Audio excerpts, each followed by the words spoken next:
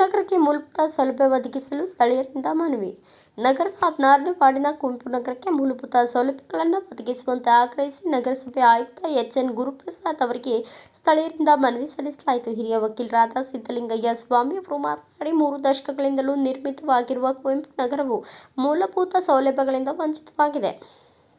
ನಗರದ ದಂಡೆಯಲ್ಲಿ ತುಂಗಭದ್ರಾ ನದಿ ಹರಿಯುತ್ತಿದ್ದರೂ ಸಮರ್ಪಕ ನೀರು ಸರಬರಾಜಿಲ್ಲ.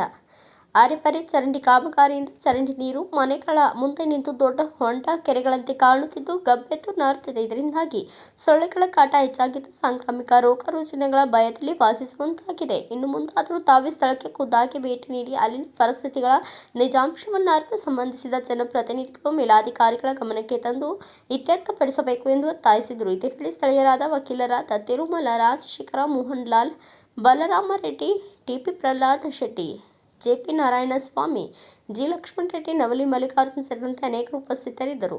ಇದಲ್ಲ ಎಣ್ಣೆ ಆಗಿ ಸುಮಾರು 40 ವರ್ಷ ಆಗಿದೆ ಕುವೆಂಪು ನಗರದ್ದು. ಇಷ್ಟುವರೆಗೂ ಕೌನ್ಸಿಲರ್ಗಳು ಬಂದರು ಹೋದ್ರು, ಚೇಂಜ್ ಆಗ್ತಾ ಹೋದ್ರು, ಸಮಸ್ಯೆಗಳು ಕಂಪ್ಲೇಂಟ್ ಕೊಡ್ತಾನೆ ಬಂದಿದ್ದೀವಿ. ಆದ್ರೂ ಇವತ್ತಿಗೆ ಕುಡಿಯೋ ನೀರಿಗೆ ಕೂಡ ವ್ಯವಸ್ಥೆ ಇಲ್ಲ. ಬಿಸಿಲುಗಾಲ ಬಂದರೆ ದಿನಕ್ಕೊಂದು 100 ಟ್ಯಾಂಕರ್ ನಮ್ಮ ಕುವೆಂಪು ನಗರ ಕುಡಿಯೋ ನೀರು ಬರ್ತದೆ. ನಾವು ಪ್ರೈವೇಟಾಗಿ ದುಡ್ಡು ಕೊಟ್ಟು ತರಿಸ್ಬೇಕು. ಒಂದು ಬೀದಿ ದೀಪ ಇಲ್ಲ, ಒಂದು ಚರಂಡಿ ಇಲ್ಲ, ಒಂದು ಕುಡಿಯೋ ನೀರಿಗಿಲ್ಲ, ಒಂದು ರೋಡ್ ಇಲ್ಲ ಅಂದರೆ ಇನ್ನು ಏನಕ್ಕೆ ಎಣ್ಣೆ ಕೊಡ್ತೀರಿ, ಆರ್ ಡಿ ಕೊಡ್ತೀರಿ? ಸುಮ್ಮನೆ ಅದನ್ನು ಒಂದು ಕಾಡು ಪ್ರದೇಶ ಅಂತ ಬಿಟ್ಟು ಬರಲ್ಲ. ಎಣ್ಣೆ ಆರ್ ಡಿ ಎಲ್ಲ ನೀವು ಟ್ಯಾಕ್ಸ್ ಎಲ್ಲ ಕಟ್ಸ್ಕೊಂಡು ಎಲ್ಲ ಮಾಡಿಸ್ಕೊಂಡ್ಮೇಲೆ ಕೂಡ ನಾವು ಕಾಡಿನಾಗ ಯಾಕೆ ಬದುಕಬೇಕ್ರಿ ನಾವು? ನಗರ ಪಾಲಿಕೆ ಏನಕ್ಕೆ ಕೆಲಸ ಏನಿದೆ? ಅದು ನಿಮ್ಮ ಪಾಲಿಕೆ ನೀವು ಕೆಲಸ ಮಾಡಲ್ಲ. ಪ್ರತಿ ಸಲ ಬರೋದು ನಾವು ಮನವಿ ಕೊಡೋದು, ಇದು ಲಾಸ್ಟ್ ಮನವಿ.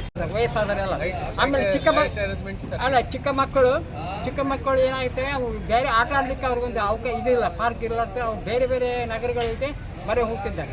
ಆಮೇಲೆ ರಸ್ತೆ ಆಯ್ತು, ಜಾಲಿ ಮುಳ್ಳು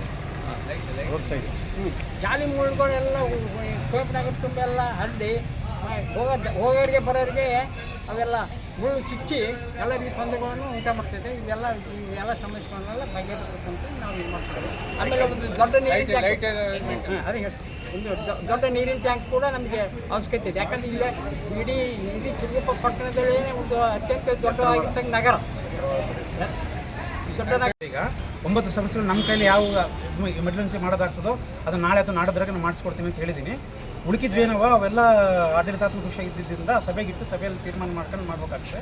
ಅದ್ರ ಪ್ರಕಾರ ನಾವು ಕ್ರಮ ವಹಿಸ್ತೀವಿ. 9 ಸಮಸ್ಯೆಗಳು ಯಾವ ಇವ್ರು ಕೇಳಿ ಹೇಳ್ತೀನಿ, ಬರೇ ಭರವಸೆಗಳು ಆಗಬಾರ್ದು.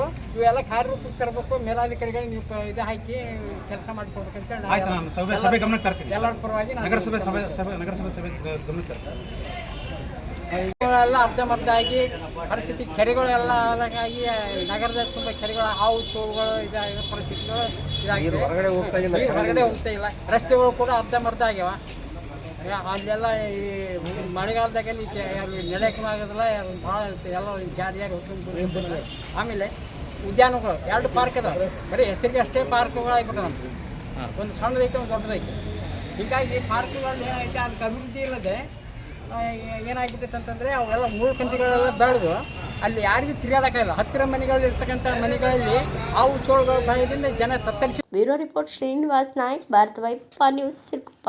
Thanks for watching. Read, discuss and debate with editor Dr. Yan Prashant Rao. Wanted reporters in print, digital and visual media for Bharat Vaibhav Daily Newspaper, BV5 News Channel and BV Fast Web News from all talukas of Karnataka, Goa and Maharashtra. If interested, send your resume to 9019229369.